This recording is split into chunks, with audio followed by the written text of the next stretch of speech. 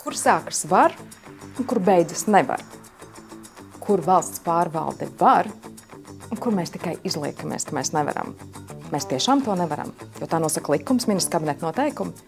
Mēs baidamies uzņemties atbildību, mēs baidamies mainīties. Mēs to visu varam.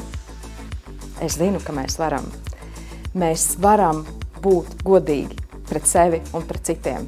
Mēs spējam atzīt, ka mēs varam tikpat labi kā biznesa puse.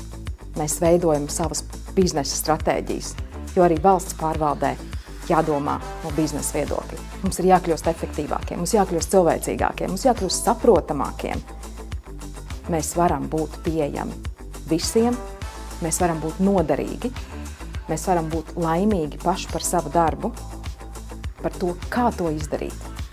Kā pieiet nevis birokrātiski nopietni, kā pieiet radoši, kā pieiet šiem izaicinājumiem. Par to es jums stāstīšu stratēģiju konferencē.